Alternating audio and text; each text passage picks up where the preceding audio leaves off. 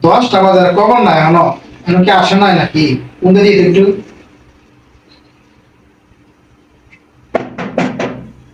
কেনা এখন দেখা করছি তুমি ও বন্ধু আইছো আর এই গুন্ডিতে খাইছিলাম তোমাদেরকে দেখা করছি দেখা করছি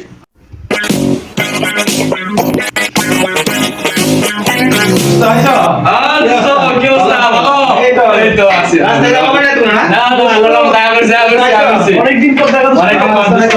পর দোস্ত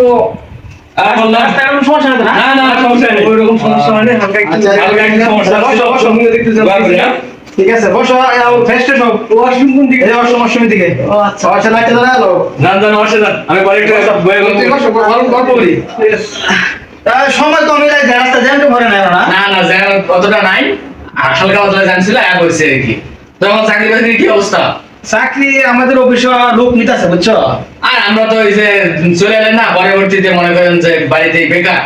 এখন চাকরি বাকরি নাই এই জন্য আপনারা বললাম যে দেখি চাকরি বাকরি করা যায় কিনা ভালো হয়েছে তোমাদেরকে তো আমি আগে বলছিলাম দোস্ত চলো ঢাকা গেলে চাকরি থেকে পাবো তোমরা তো আইলা না এখন আমি তো করতেছি একদম 1 বছর ধরে করতেছি চাকরি আল্লাহর মতো ভালো আছে আচ্ছা ঠিক আছে ভালো সময়টাতে আইসো লোক টোক নিতেছে সমস্যা নাই হ্যাঁ এলাম আর কি বাড়িতে বেকার থাইকে অযথা বসে থেকে লাভ নাই কাগজ পত্র সব আনছো কাগজপত্র তো যা আছে তা নিয়ে এসেছি সবগুলো ঠিক আছে ভোটার আইডি কার্ড আনছো না ভোটার আইডি কার্ড হ্যাঁ ভোটার আইডি কার্ড আছে ঠিক আছে যা আছে তাহলে সিকিউরিটি কিন্তু লাগবে নাকি CV বানানো- সিভিআর করে তৈরি করে নিয়ে এসেছি এটা সুন্দর কাজ করছো ঠিক আছে না দুই মাস আরেকজন কো হ্যাঁ আসে না আসতে পারেনি মানে একটু পরে আসবো। সমস্যা পারিবারিক সমস্যা ছিল তো আচ্ছা পরে আইবো। ওইজন্য আসতে পারেনি ঠিক আছে সমস্যা নাই পরে আসো সমস্যা নাই। ঠিক আছে তাহলে আশিক পেশ হয়ে গেলে তুমি ওরা পেশ হ্যাঁ ফ্রেশ হওয়া লাগবে তো অনেক গরম তো গরমের দিন না গরম লাগছিল অনেক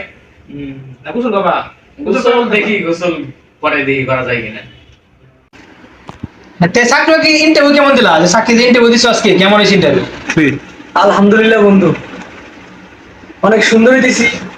আমাদের যে আগের যে এক্সপিরিয়েন্স ছিল ওখান থেকে আমাদের আর কি কোশ্চেন করার পর ওখান থেকে আমরা উত্তর দিছি তো একটা সমস্যা হলো কি মামা হলু না থাকলে আর কি যেটা হয় যদি মামা হলু আজকে থাকতো তাহলে চাকরিটা হতো। চাকরিটা হলো না যা যা প্রশ্ন করছো সব সঠিক দিতে পারছো তো হ্যাঁ সবগুলা প্রশ্নের উত্তর সঙ্গে সঠিক দিছি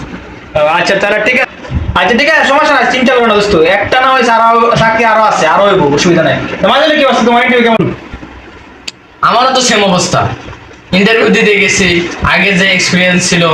সবকিছু দিয়ে যা প্রশ্ন করছিল সবকিছুরই ভালো উত্তর দিছি সার্টিফিকেট সব ঠিক আছিল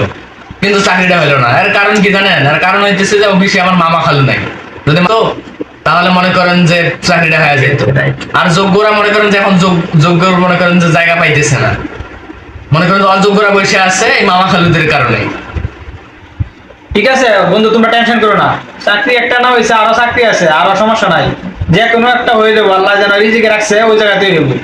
আর সমাজ এভাবেই চলতেছে এখন যোগ্য লোকের আসলে চাকরি হয় না এখন যাদের কুড়া আছে মনে করো যারা লোক আছে অফিসে যারা লোক আছে এদেরকে ঢুকাই দিতেছে না তারা শিক্ষিত হোক আর অশিক্ষিত হোক এটা হচ্ছে পরে দেওয়ার বিষয় যে লোক নিজের লোক থাকলে নিজের লোক আমার যে আজকে ছোট ভাই থাকতো আমার এখন আমি একটা ভালো প্রতিষ্ঠানে চাকরি করি তাহলে লোক লাগে আমার ছোট ভাই আগে ঢুকাবো না আমি সিস্টেম এটা সমাজ এরকম